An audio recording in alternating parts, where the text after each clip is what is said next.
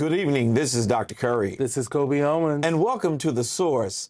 Again and again and again, we have so many things going on. But before we get started with the news today, Kobe, we want to let everyone know that we did promise them that our new co-host would be with us, but she had an unforeseen scheduling conflict. So she wasn't able to be here today, but she will certainly be with us next week if the Lord say so, as we say in church. Yes. Listen, so much is going on, Kobe, and I want to talk about today's show. I want to deal with two specific areas as it relates to the front part of this show.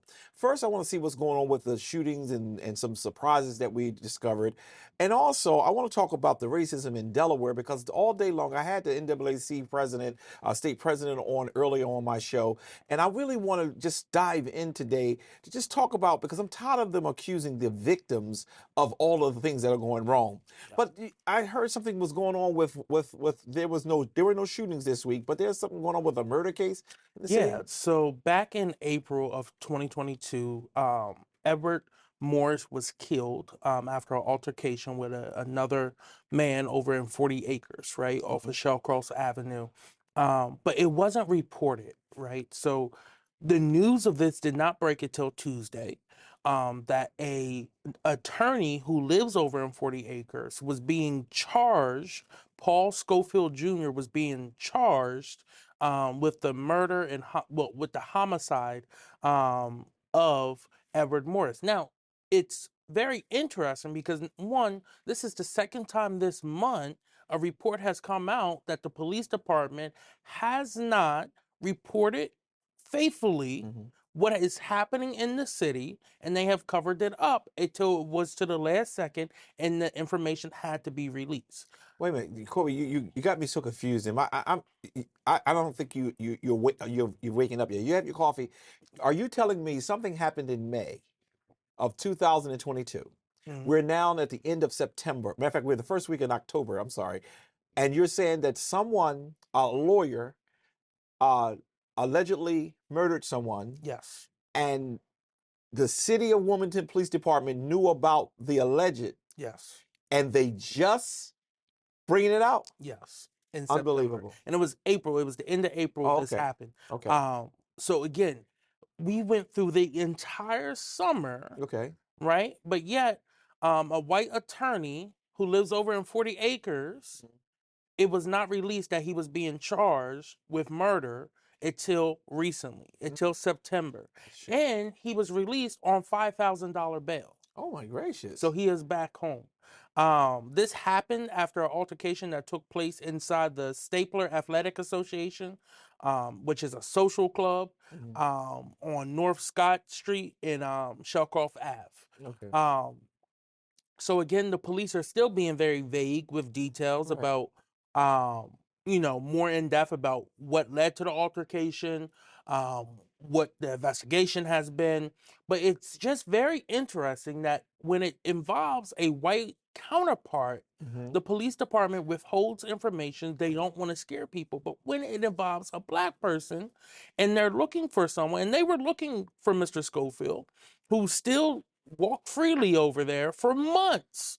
For months. When you say they were looking for him, were they looking for him and couldn't find him, or they appeared to be looking for him? He was the primary suspect. People had said that there was an altercation between the two. And they just didn't act on it. Exactly. And for months he walked freely. But yet when it's an African American that they're looking for, they post the picture, headlines on Delaware Online and WDEL. They put out David Harris from the police department puts out big statements and everything. But yet they sat on this, and then they also try to cover up and downplay the death of the VP at WizFist, at WFSS. This is 2 times they have done this publicly and got caught. That's the issue. They have gotten caught. When people have been saying that this has been happening for years now. Under this administration, they have been covering up things. They've been changing the definitions of altercations. So if it's a murder, they're saying it's a domestic violence dispute or something like that. So they have skewed the numbers to try to look better. Wow. And so this lawyer was in a social gathering club or whatever, and he allegedly, we're going to keep saying that, shot someone. Was it with a... Not shot, it was a fight. It was a fight. Right. And Go ahead. But here's the thing. So 40 Acres is supposed to be the flagship neighborhood of the city of Wilmington, right? It's supposed to be the safest neighborhood. They have multiple platoons stationed over there.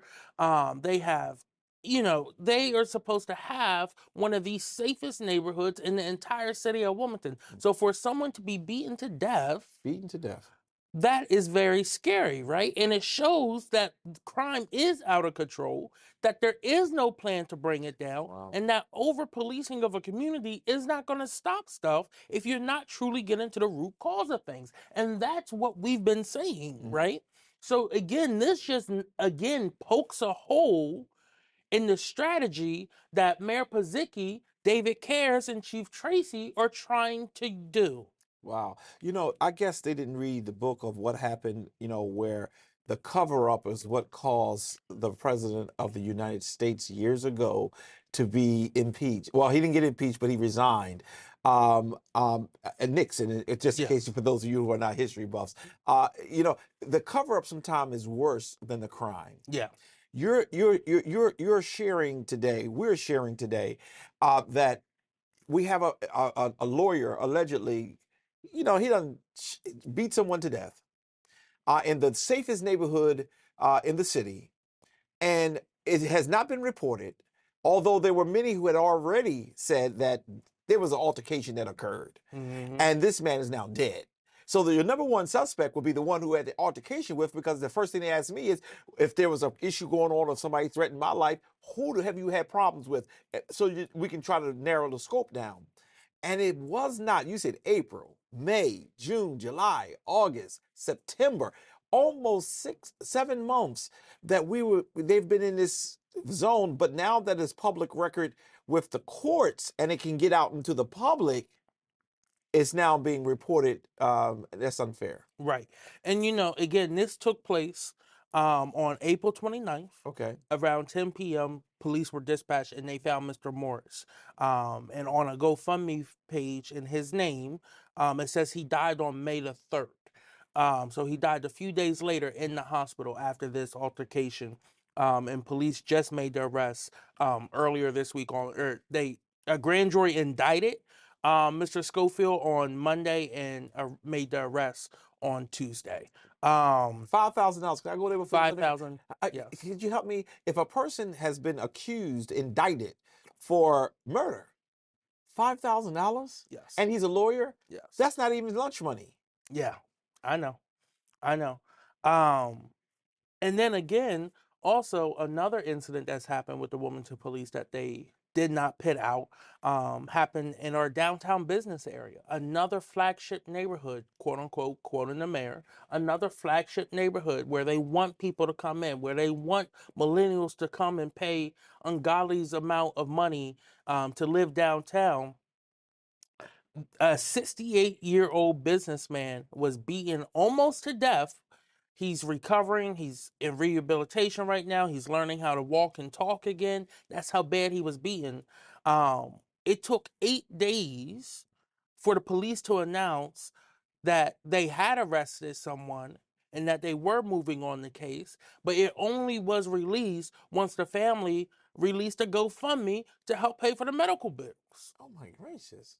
So again, I get that statistics and incidents like this is not good for the city, but you shouldn't try to hide them.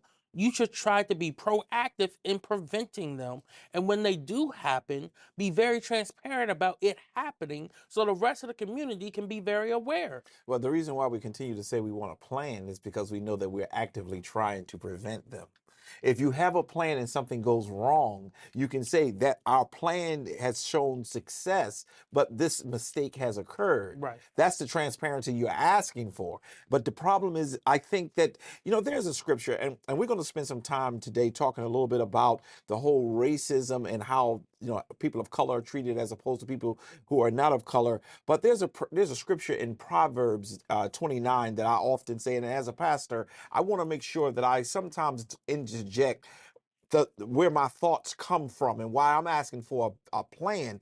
When I became pastor of Zion Fair in 2005, the deacons said to me, all of them, they said, Reverend Curry, could you share with us your vision for Zion Fair? Because based on your vision, we will vote on whether or not we need to hire you as the pastor of our church. So I had to have a vision so I can say, even though I didn't know how it was going to all come out, I had to give them something. And we then begin to work with it. In the book of Proverbs, the 29th chapter, it says, when the wicked rule, the people mourn. They cry. They are in turmoil. And then the righteous consider the cause of the poor. And that's what we're trying to do. The poor are the victims in this. And at the end of that text, it says, where there is no vision, the people perish. Without there being clear cut, this is what we're trying to do in order to make society better. Without that being clear, we're going to keep having chaos. Because where there is no vision, there's always chaos. And when you have not police officers, but lawyers and others who can just beat somebody to death and it be covered, and as if we don't want to report that because we have this great reputation in certain neighborhoods.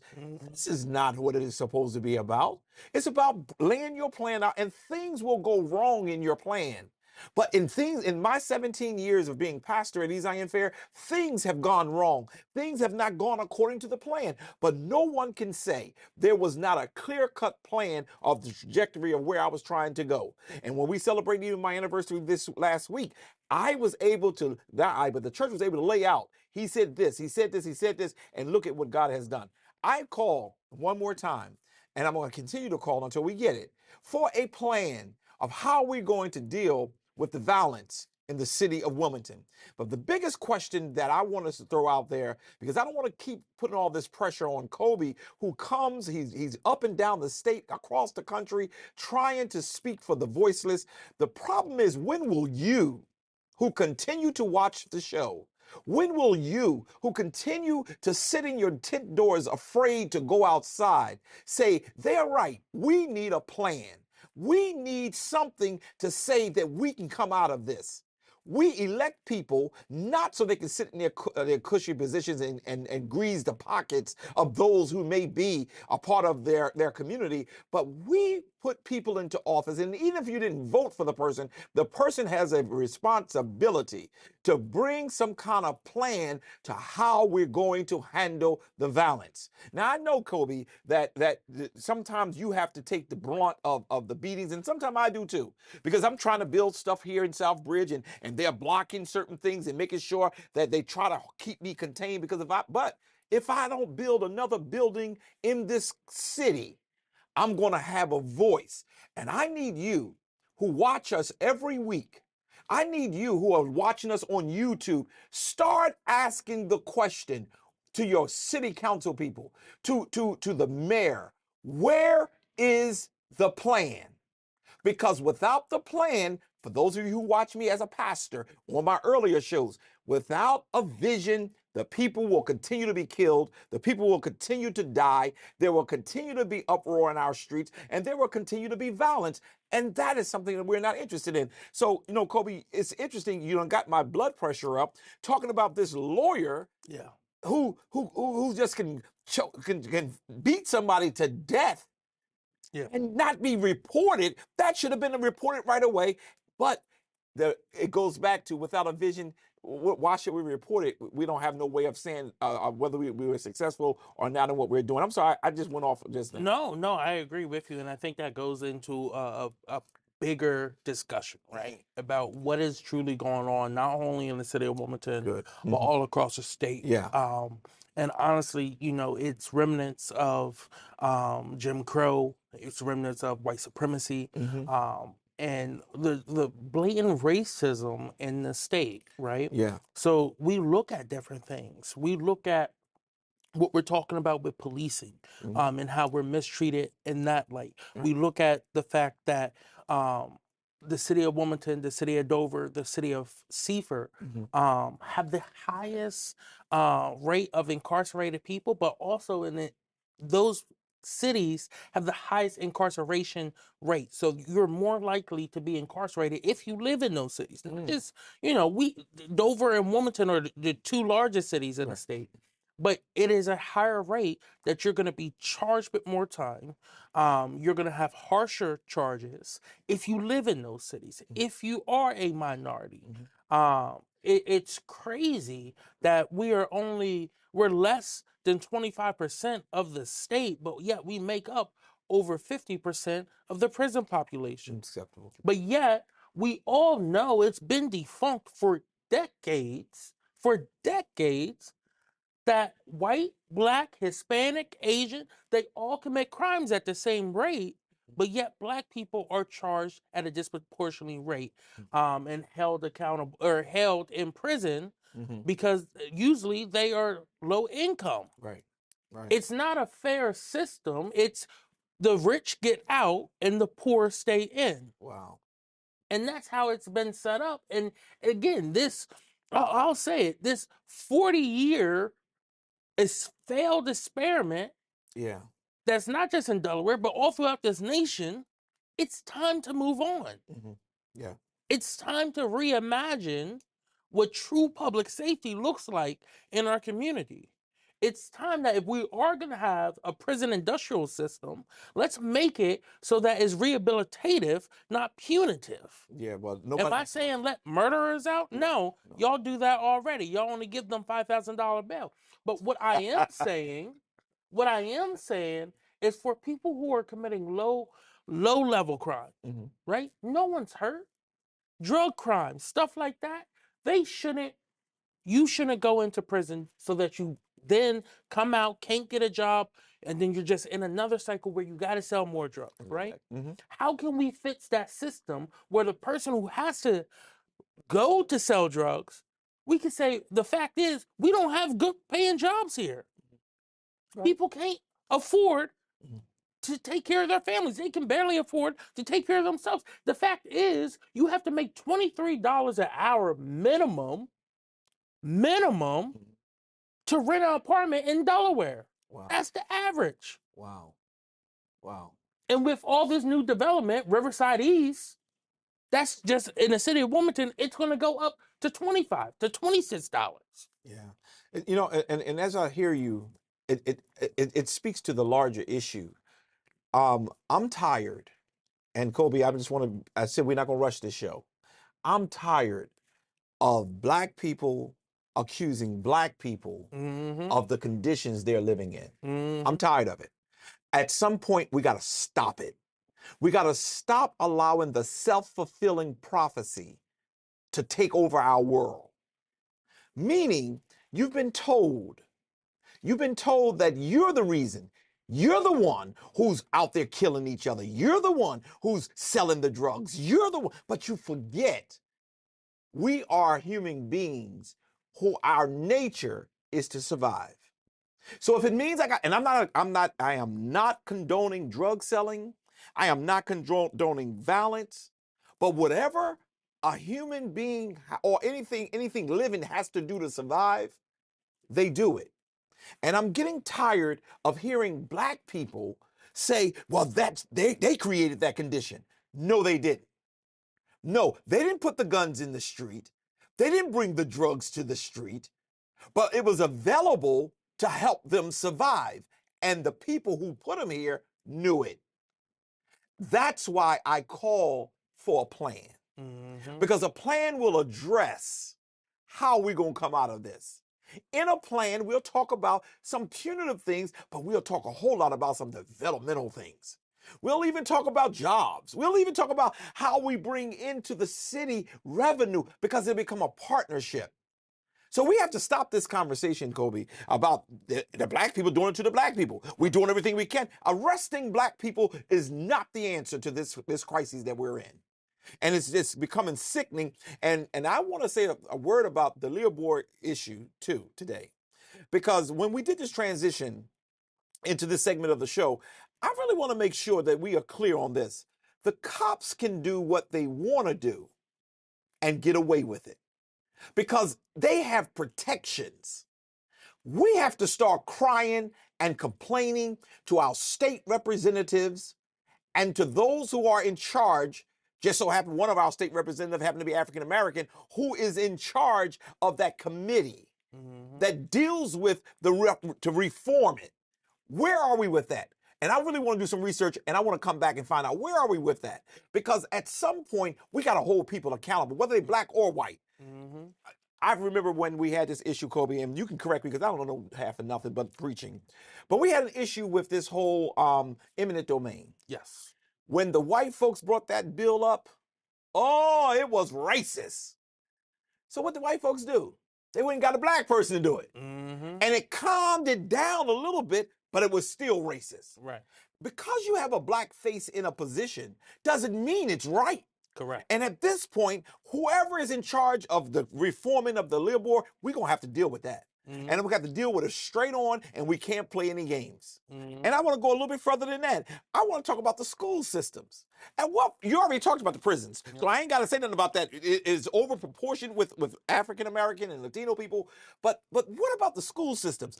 This is a state legislator issue too, and senator. So we're gonna have to make sure that we're gonna start really dwelling in. If you want to blame black people for the conditions that they're living in, I'm going to show you where the real fault lies. It does not lie in the hands of those who are currently living in the inner city of Wilmington, in the inner city of Dover, or in the inner city of Milford. It's really laying at the feet of those individuals who are part of the legal system, the law system. And that is our state representatives, that is our state senators, and the mayors, and the city councils, those who have the power to change some things. And we're going to have to start operating that way. I agree with you. I agree with you, especially with our school system and what's going on right now. Not even talking about all throughout the state. I'm looking at just Wilmington and the issues we have here. Yeah. The fact that we are the largest city in the whole state and we don't have one school district that covers the entire school. Our kids are being broken up into 5 different school districts, and it's not fair. It is not fair whatsoever. Now stop there for a minute, Kobe. And the reason I want to stop you is because I want to ask questions. If you can't answer it, just say, look, I'll get back to you. Could a state representative introduce a bill, get down there, do their little magic, introduce a bill saying, look, the city of Wilmington would like to have one school district to handle it. And in that school district, we put a high school here too, and this is our Wilmington school district. Could that happen? Yeah, that's what happened. That's the reverse happened already, right? So the General Assembly and the governor, they have broken up the Wilmington School District. They broke it up into 4 different school districts. So yes, you can do that through legislation and change that system. Again, you have to know and have to be active in the system to whip the votes for it. But it can be done in Dover. Okay, so if that is true, then I encourage any state representative and any state senator to come on the show and refute what he just shared, because that's where I'm building my case. We have to stop talking. I hear city council people talk about they're going to, part of their platform is to reform the schools. They don't have any power to do anything with the schools here. It's in the state hands. And just like they was going to go against Dennis with, they were going to take out charter and all this other stuff, it's time to speak up. And we do give the governor credit for what he's doing with the committee that he has started. Yeah. I'm giving him credit to the governor, thank God. But we need something permanent.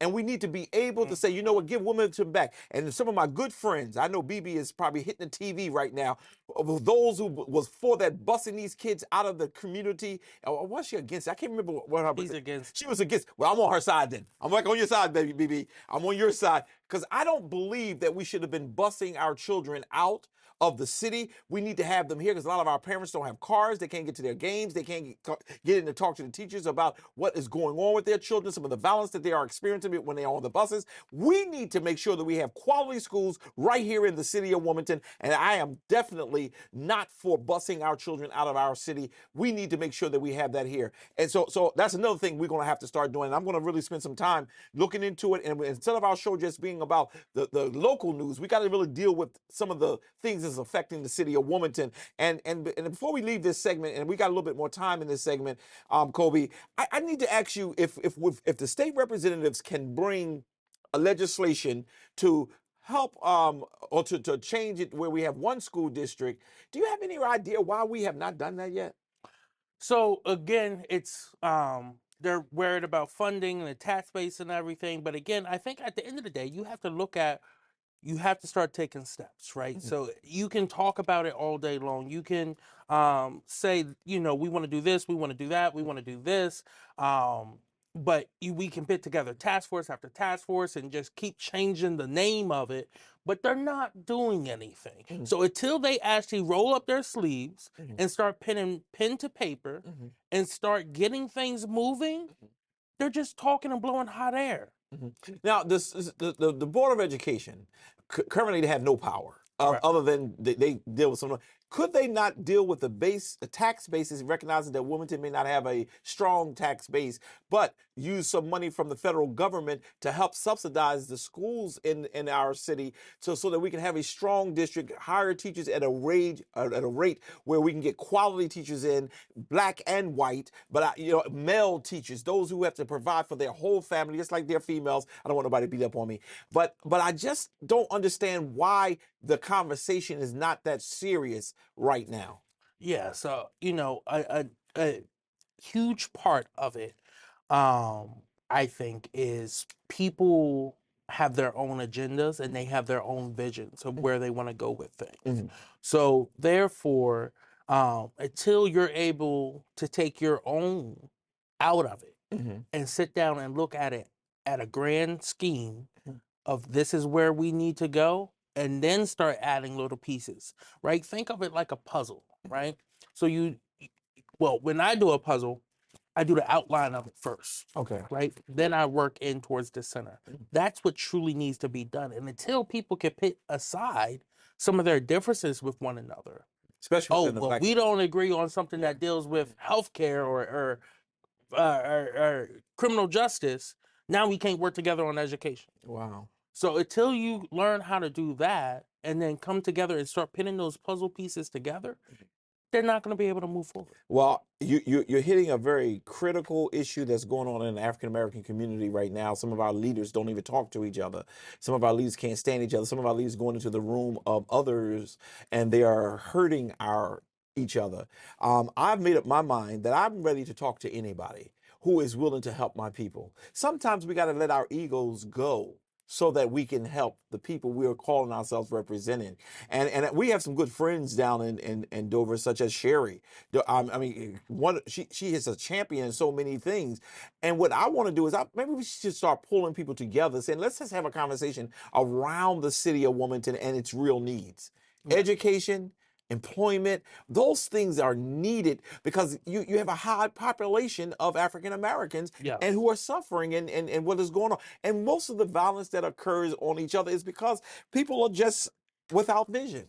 Oh, I agree. I agree with you. And I think, um, again, it seems like we're a broken record almost. Yeah. But that is why it's so important to set forth, where you want to go with things, and how you want to go with things when dealing with anything that is one, so critical to the success of an entire generation, right? Mhm. Every young kid is depending on this, and it's going to be very difficult to make sure that we do it the right way, right? And I just want to be very clear. It's not going to be done the right way the first time. You're gonna have to be very open to tweaks and changes as the system starts to change. But again, people want to see things cut dry and done the way they want. A pastor did call me from Philadelphia and he said, Pastor Curry, I've seen the things that you've accomplished. And he said, what would be your number one thing you would advise me to do? I said, have patience. Mm, Have patience to understand that the first round ain't gonna always be perfect. So you kind of like summed it up today. yes. I want to add to this before we go to our commercial break. I want to add this president of the school board. Yes. Man, this guy. I mean, I was talking to the NAAC president about this earlier on our show. What is in his mind to believe that he could just make that comment, call them boy?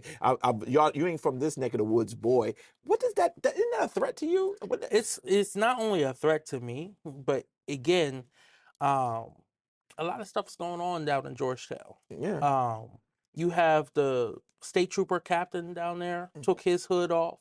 You have the Georgetown City Council took their hoods off. Yeah. They're flying a Confederate flag freely and proudly down there. They're giving money to it. You have a school board president who's also the police captain, Yeah.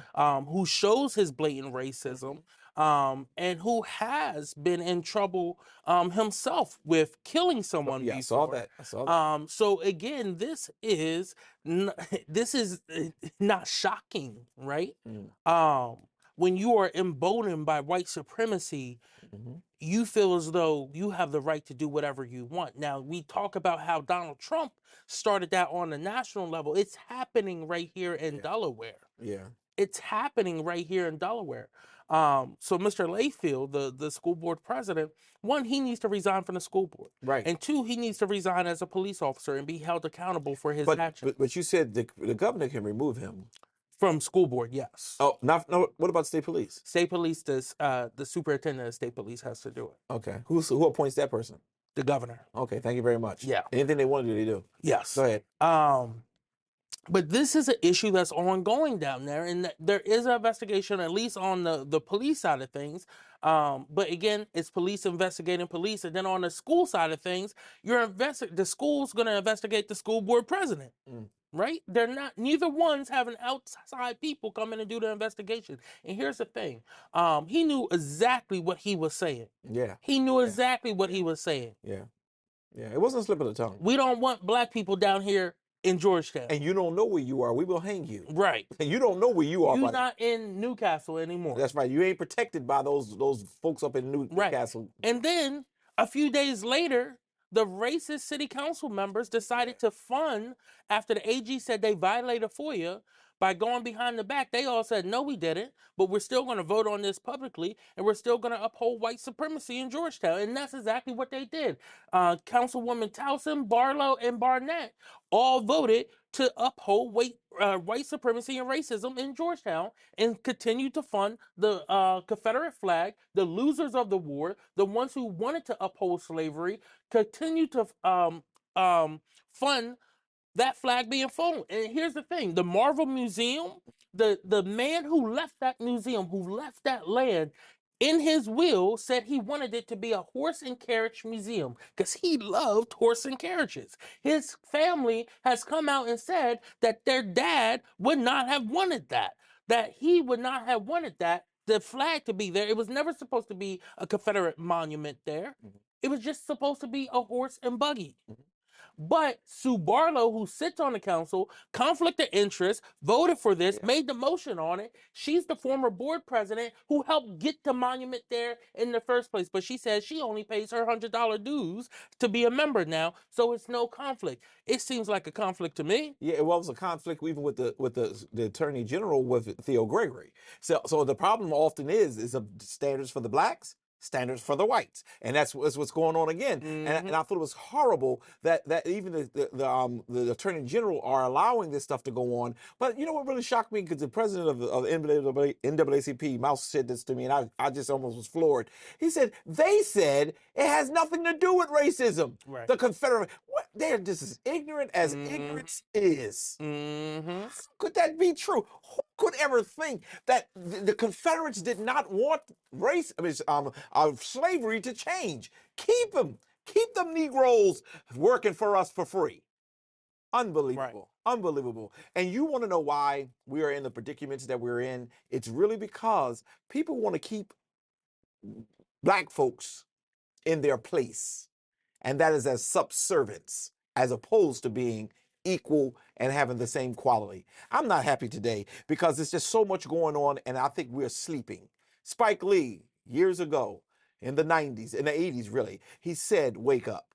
We're going to have to wake up. We're going to have to stop accusing each other, and those who have the power, and God has gifted you as African Americans to be in position.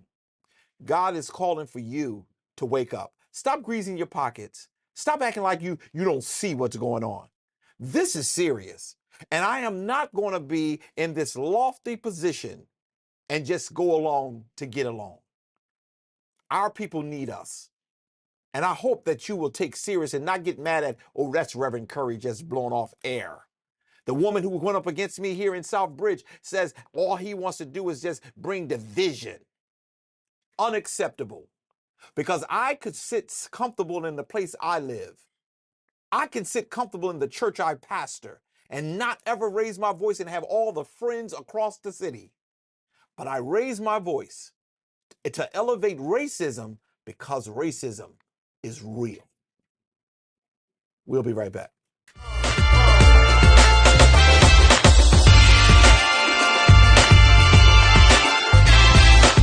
And we're back. Well, Kobe, we went through the first half and we had a lot to discuss, but now we get to the favorite part where I can chill and enjoy the part of the show. Let's talk about what's going on with Kobe's Corner. Oh, well, again, I'm going to sound like a broken record because yet again, we have seen a broken trust between the community and the police, and this time it's in the form of Newcastle County Police. Now, over the last few months, we've seen videos of them kicking young kids. We've seen videos of them dragging young kids who are already handcuffed down a hall and dragging them like a rag and throwing them in holding cells. Now there is a video of a Newcastle County police officer after a Brandywine and Howard football game tackling a young lady, a 17-year-old girl, sitting on her back, causing a stress fracture. And mind you, this young lady had already had a prosthetic hip, a fake hip. What we witnessed was the disregard for the fact that the officer weighs 2-3 times her weight. But then also, we see later in the video, someone step up and say, hey, be gentle with her, and the officer takes his hand, palms that young man's chest, and pushes him back with all his power. Wow. Which then, in my mind, would cause more people to get upset. Right. So why would you do that? Yeah, there's a whole lot of aggression. I usually don't intervene when you're doing your Kobe Corner, but that troubled me. Today we had again the NAACP president on, and we talked about that. And we got a video I want to show. I want to show the people this video because it's going to be important that you understand that the aggression that is being seen in the Newcastle County Police and all policing right now, it all stems back to Leopold, where they have the right to treat people the way they want to treat them. These are girls, the way, and I'm not saying that everything is that you can just go in and say, hey, let's play nice, but you have to understand the level of aggression when it's dealing with African Americans as opposed to those who are European. I want you to be mindful that this video we're about to show you will have some language in it that you may not appreciate. It may also share some things or hear some things and see some things that is not really appropriate for children. So I ask that you would please be mindful of that as we now show you this video.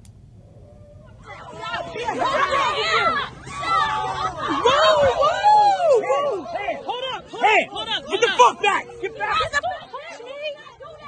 Not my problem. She should have been fighting. I'm making sure she alright. That's my friend. It's sorry, bro. Sorry.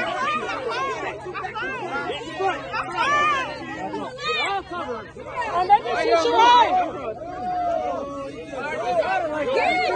Get the fuck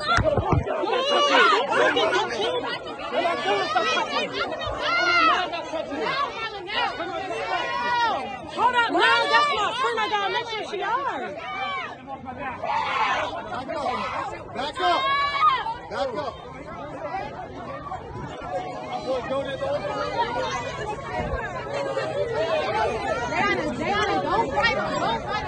fight him, bro. Dang, chill, bro. Don't fight him, bro.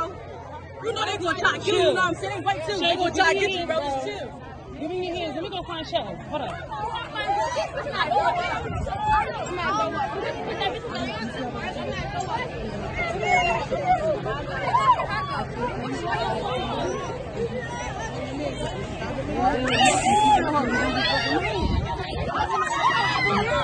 Give me her ponytail. Give me my big ponytail.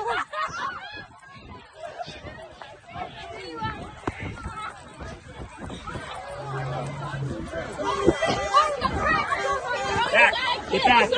I'm making sure my friends are. Get back. She's my sister. Okay, get back. Call your mom. I'm making sure she's alright. Call your mom from somewhere else. 9239. I'm confused on why she's the only one that's getting arrested. No, I think Shay got Shay too. Only Shay too, but where the fuck is Janiyah and them? I'm confused. I'm fucking confused. Hello, Rose, we at the basketball game. They just arrested Jarena.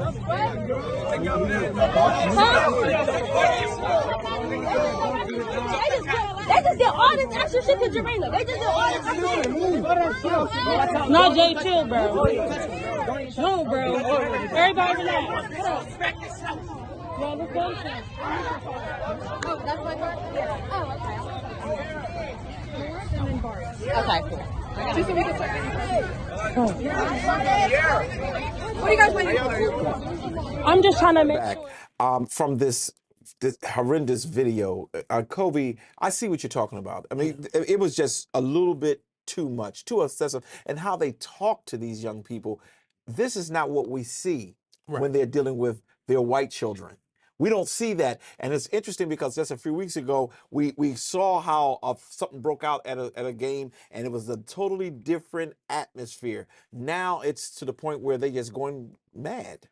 Yeah, and you know, it's happening. First off, the incidents are not just happening in Newcastle County, not just happening around Wilmington. It is happening in all 3 counties throughout the state, and the DIAA is looking into it, right? They're trying to make it as safe as possible. But when it comes to how officers are interacting with young black kids, they're interacting with them like they are the most violent people on the face of the earth. Yeah. And the fact is, Newcastle County Police has time and time done this, going back years to when they tased the man in the face, they kicked him while he was down, and he was just, you know, a teenager. They have no regard for black teens. But here's the thing. So there was policy set up for this. For years, they have now had body-worn cameras. And this is exactly why we wanted the body-worn cameras, for when there are incidents like this, so we can see them. And the family has made it very clear that they want the full, unedited, body-worn camera footage released. Not just of the officer you saw sitting on top of the young lady. They want it all released. So every county officer who was there, from every different angle, they want that released. Now, the other end is you also see the state police there. I did. The state police also are supposed to have body-worn cameras, and that footage should be released. And then on top of everything, I'm very disappointed in the school board, or not school board, the school superintendent, Lincoln Holder, who was right there in the center of everything, who did not say, hey, you're sitting on a child's back. So, you know, this is where we're at with things right now.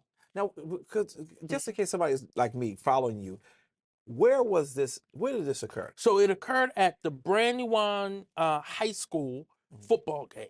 Is that in the city or is that in the county? It's in the county. Okay, go It's ahead. right up off of Falk Road. Okay, and you said that the superintendent of schools was there. Correct. And he didn't... He did not say anything. In the video, you see him just standing there. He has a flashlight in his hand. That's it. Wow. And again, state police are the ones who are supposed to handle anything that happens there. County was called in because there was a fight going on. Now, in another video, you see the young lady's orange bracelet and her phone recording that fight. She was not taking part in it. She was recording it. And then the next thing you see is her being tackled from behind by this officer. Wow. Wow, I just don't understand it. And their resolution at this point is we're going to stop all spectators from coming to games. Yes, that's how we solve that. The only outlet we really have where we have able to go see a game or whatever else and say no more spectators. We're just going to let the people play who needs to play. Without a vision, without a vision, people always perish, and this is just sad. It's sad. I don't know, Kobe. I don't know how y'all do it. Y'all run up and I heard that Jay Street just went off on the police on during Tuesday's meeting? Well, Jay Street has been a strong voice for change in the police department, especially on Newcastle County. He's been a strong voice against police brutality all across the state, but especially on Newcastle County. He has used his voice to speak out. He has called for it. And in that council meeting, you saw people come and speak out from 7 different council districts. Now it's only 12 council districts. So for people from from 7 of them to come out, speak out and say, y'all need to do something about your police officers and how they're interacting with people, I think sent a strong message.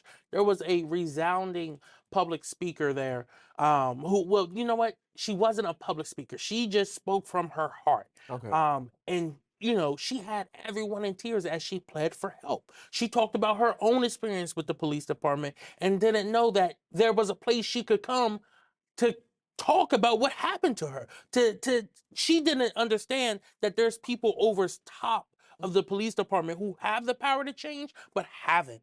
So when she came to that meeting, she pled to the members who were in the chamber and to the members who were on Zoom, pled for them to do something. It's a shame. So again, you know, I think people are going to continue to show up. They're going to be more educated. They know where they can go now. And they're going to be looking at county council to do something about it.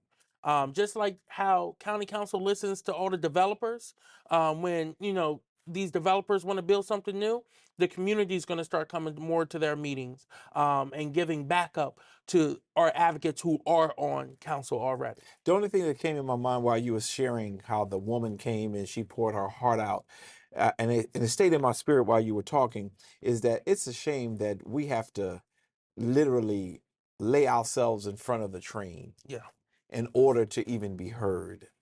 If this was going on in the Jewish community, it would be an outright. It would be an outcry. If this was going on in the European community where they're just being aggressive and disrespectful, it would be very much noted. But because it's going on in the Black community, this is all they deserve. I'm in a new zone. When will you have enough? Will they have to raid your house, beat your children up, beat you up, half kill people that you love for you to start speaking out? I say this to our church quite often here at East Zion Fair. It's not you today, but it could be you tomorrow. What you do today will dictate what happens tomorrow. I'm just hurt, Kobe, and I'm sorry. Go ahead and finish your stuff, but the police are out of control. No, they are, and you know, my next point is a little different. It's a celebration, right? Okay. So, in 1990, the Americans with Disabilities Act became law. Right? Okay. It was signed into law, and why it happened in July was the anniversary, the actual anniversary, the 32-year anniversary.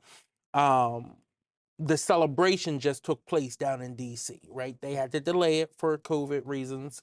But I wanted to highlight exactly what that means. The ADA, as it goes by, is a civil rights law that prohibits the discrimination against individuals with disabilities in all areas of public life. That includes your job and employment. That includes school. That includes transportation. And also both public and private places open to the general public. So restaurants, stores, and things like that. The purpose of the law is to make sure people with disabilities have the same rights and opportunities of everyone else. And it has been divided into 5 different titles. Title 1 is employment. Title 2 is public service, state and local government. Title 3 is public accommodations and services operated by private entities. Title number 4 is telecommunications.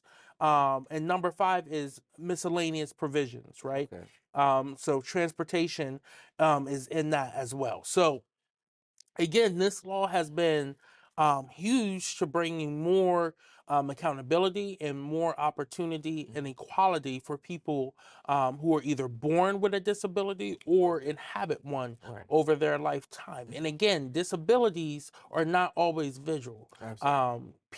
There's so many different things that can disable a person. But again, at the end of the day, just because you are disabled does not mean you cannot do, cannot mean you should be discriminated against. So again, as we continue to highlight the good it has been, and how it has helped, and how that law has also played a part in addressing racial discrimination as well too. We continue to build upon that. So I think the celebration at the White House was very nice. It was very needed. But again, there's still a lot of work left to do. That's correct. Especially after a pandemic hit the disability community so heavily. Next, I want to talk about what is going on down in Florida. They were hit by Hurricane Ivan, and the landfall.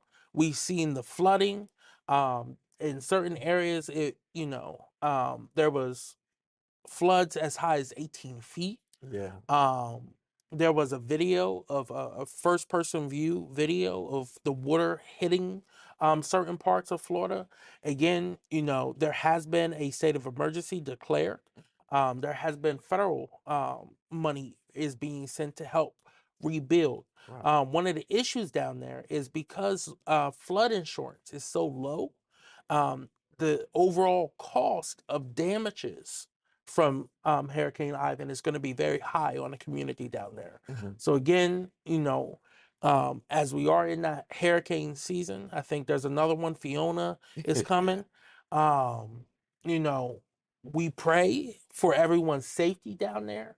And because you're always going to get the people who want to stay and have fun. I saw a video of people going to swim in the water. I saw that. But then also you have people who do not have the ability to get out. They don't have the funds to go somewhere else, or they may not have anywhere else to go. And what happens in times like this is price gouging. For a case of water, it may go up to $10. So I heard Biden say to the gas folks, you do not start gouging. Do not start, because at the end of the day, this does not really affect to the level that they would start gouging. But that's for everything, milk and water and everything else. But good, I'm sorry. So again, just being keeping them in your hearts, and then also as the storms come off the East Coast as well too. I know there was a few different directions for it, that it could go off kind of towards Kentucky and Tennessee, or it could come right on the East Coast up Georgia and South Carolina and North Carolina. And that'd be more rain. Before we go, I want to show them just a little bit of footage of the hurricane, and I really want to do that because we are praying for them. We are praying. I mean, there's people who don't get to make the news, but they are hurting. Let's just look at a little bit of the coverage of that. It's hell on earth as Hurricane Ian slams into Florida. 155 miles per hour winds, 18-foot waves, epic destruction. Take a look at the cars now. They're all bunched into each other over there. The wind continues to ramp up. But we're going to get smashed here. There are down trees literally everywhere, all over this area. This is what Ian looks like from space, a swirling monster. Those flashes, lightning. I can't hear anything and I can't see anything. Here's where the water comes up to 3 feet. Check out the Weather Channel's gripping 3D simulation of what a 9-foot storm surge looks like. 9 feet. That can completely submerge some buildings, homes, businesses. This, in many cases, is not survivable. Look at the wind howling through here. Their reporters were in the thick of it, wearing baseball helmets for protection against projectiles. I just got knocked on my butt. You can hardly see anything out here. Jim Cantore had some close calls. First, he almost got struck by lightning. Then he got hit with a tree branch. There are cars floating. Tony and Emily Massey are riding out the storm in their high-rise in Naples. They lost power as the city flooded. This is where the pool was. The pool is underwater. The pool's gone. Much of Florida is hunkered down today. The state's famous amusement parks, Disney, Universal, Legoland, and SeaWorld all closed as the state gets absolutely hammered. Yeah, Kobe, it was just devastating. So much has happened, and you can see through some of the footage that we showed that it was a catastrophe. And I just pray that those of you who know the worth, the value, and the strength of prayer to keep all down there who were affected in prayer. Because this is what the Lord requires of all of us. We don't have time to talk about Republican state or nothing else. And that's what I loved about Biden. He didn't get into that. He just did what he needed to do as a president, and I think that's what matters. I'm sorry. Yeah, no, I definitely agree with you. But again, to my last point now, I want to talk about, earlier this week we laid to rest Rashima Dixon, who was a councilwoman at large, who passed away at the age of 35. And that was Tuesday. It was a beautiful, beautiful, beautiful funeral and tribute to her, and to her legacy as well too. And then the next day, Councilwoman Loretta Walsh announced that she's resigning from Wilmington City Council. Who's Councilwoman Loretta Walsh, due to health concerns.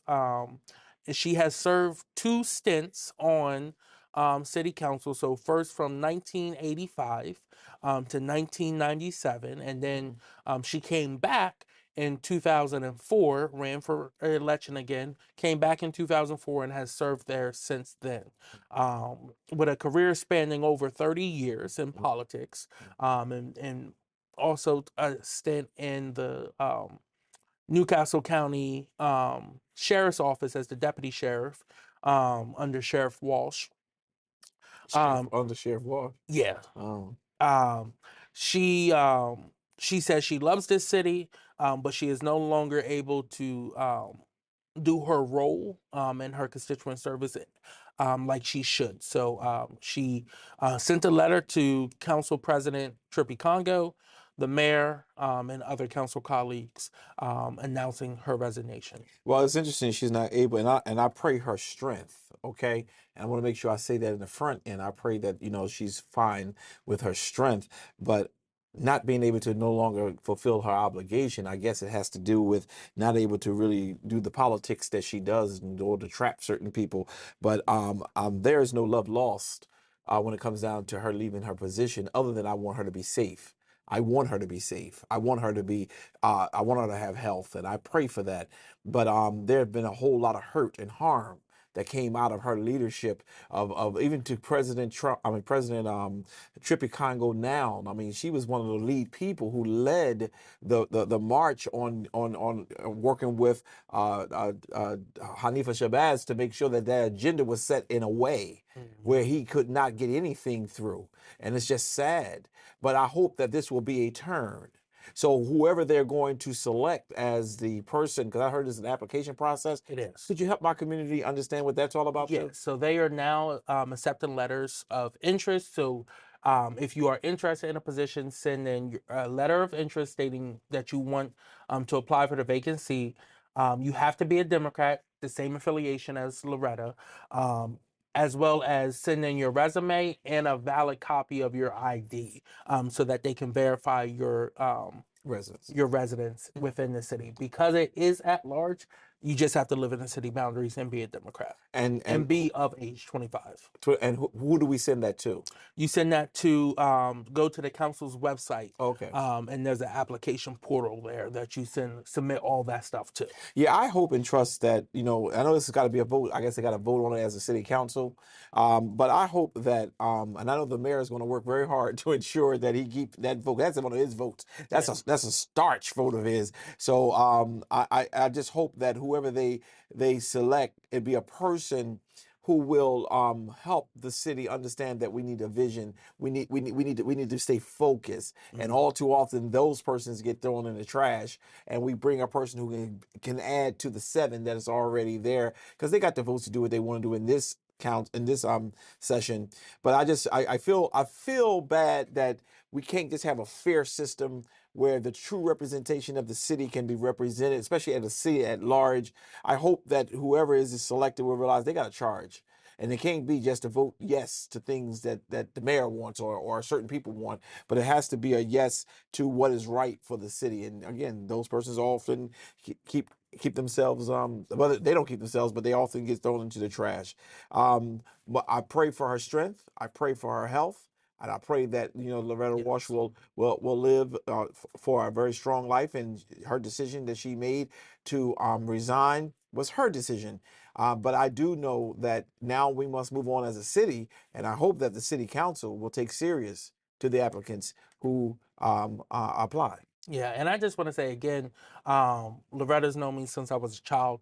I just want to say I wish her the best. I wish her good health. She stated, that she is having health issues, but I do hope that she heals and gets better from that. Again, she has done so much for the city. She's been involved for years, for decades now. And I just want to list some of the accomplishments she has had. So she was the first woman appointed to the St. Patrick Day Society in 1993. She has been a part of the Women's Democratic Club. She was the first woman ward leader for the Democratic Party here in the city of Wilmington. She has been on the board of Sacred Heart Village 2, UnitedWomen's.org Delaware chapter, and she is a life member of the NAACP. Oh, life member of the NAACP. Great accomplishments. Amen. I'm a life member as well. Yes. Okay. All right. We'll be right back.